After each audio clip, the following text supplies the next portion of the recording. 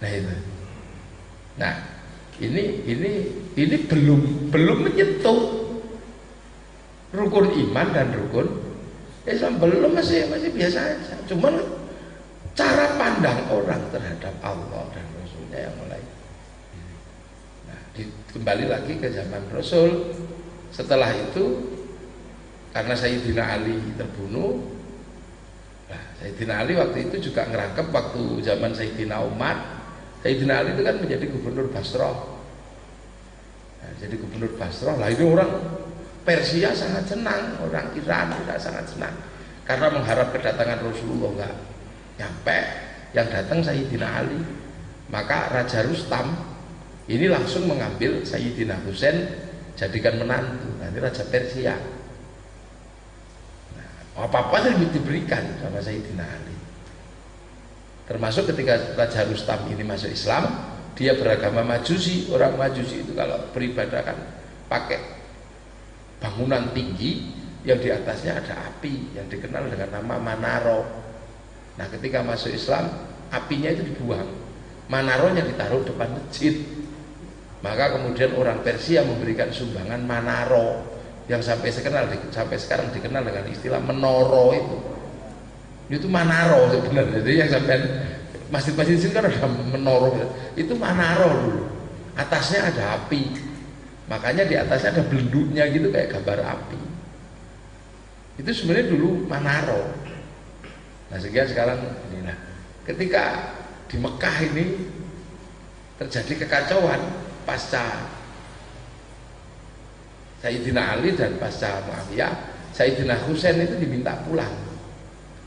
Nah, orang Persia dengan berat hati meminta, jangan ya nanti ada apa-apa. Ya, Sayyidina Husain pulang sama Sayyidina Hasan. Nah, tidak pulang, terjadi peristiwa Karbala itu. Nah, itulah maka orang Persia sangat sakit hati dengan pelaku pembunuhannya, yaitu Yazid bin Muawiyah. Nah, ketika ingat Yazid bin Muawiyah ini kan ingat Najd, ingat pembunuh Sayyidina Ali, Abdurrahman bin Muljam juga ingat Najd, marah. Makanya sampai jangan heran kalau orang Persia itu sama orang Najd itu tidak pernah bisa rukun. Nah, dilala Ibnu Saud itu juga Najd. Nah, yang nulis kitab Kasyfus Syubhatil Khaliqil Ardi Was Samawat, Muhammad bin Abdul Wahab itu juga orang Najd. Makanya kan yang namanya Wahabi sama Syiah itu kalau kucing kan sama anjing, wah sembuh kucingnya sing timbul sing anjing, oh, ribut terus. Itu perkelahian antar kampung sebenarnya. Yang kadang kita juga di sini terus diminta untuk jadi supporter. Nah, makanya NU tidak pernah mau, karena NU tahu benar urut-urutannya ini.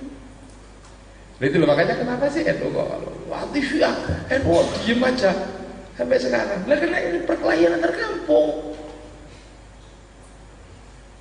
Syiah itu dibawa keluar Arab juga susah hidupnya. Begitu juga Wahabi dibawa keluar Arab ya hidupnya susah, seperti hantu gitu aja. Nah, kita kadang, makanya di Indonesia ini kan yang dibawa-bawa dari jauh ini kan bukan Islamnya, dia jamiahnya mesti jadi masalah kalau di sini, karena nggak cocok. Wahabi misalnya dibawa ke Afghanistan jadi Taliban, Wahabi dibawa ke Suriah tadi ISIS, bawa ke sini ya nggak tahu nanti jadinya apa. Oh, nggak cocok semua dengan yang di sini. Nggak jenggoten, nggak baik, nggak cingkrang, nggak. Ketemu tumpeng takut, ketemu, oh ya nggak tahu ini jadinya apa nanti, mau nggak cocok gitu. Pasti nanti jadi masalah karena semua ketika melihat semua nggak cocok. Lihat jilbab begini nggak cocok, lihat makan nggak pakai 3 jari nggak cocok.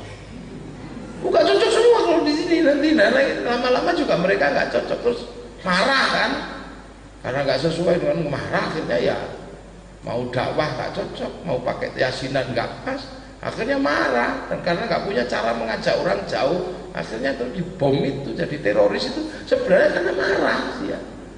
Dia marah nggak bisa mengerti kira-kira ngajak modelnya ini seperti apa. Karena yang satu mengajak pakai wayang, dia wayang sudah dibid'ahkan. Ngajak pakai istighosah nggak ada zaman Rasul, dibid'ahkan. tahlilan nggak ada di Quran, dibid'ahkan. Akhirnya orang-orang ini kan cenderungnya marah. Makanya mereka terus karena nggak punya cara dan keinginan untuk berdakwah itu keras, jadilah teroris itu. Itu sebenarnya karena marah. Orang kafir semua ini, bunuh aja deh daripada diajak, nggak bisa. Nah kenapa? Karena mereka nggak punya cara untuk mengajak. Nah itu makanya kalau kita lihat kenapa sih kok Sunni, apa NU nggak pernah mau gitu diajak, anti Syiah gitu. Ya hanya orang-orang tertentu biasanya ya, yang dari Timur Tengah itu mau karena mereka pernah hidup di sana dan di sana mereka merasakan konflik itu. Nah tapi kalau yang sini kan nggak pernah kerasa konflik itu, jadi ya biasa aja deh.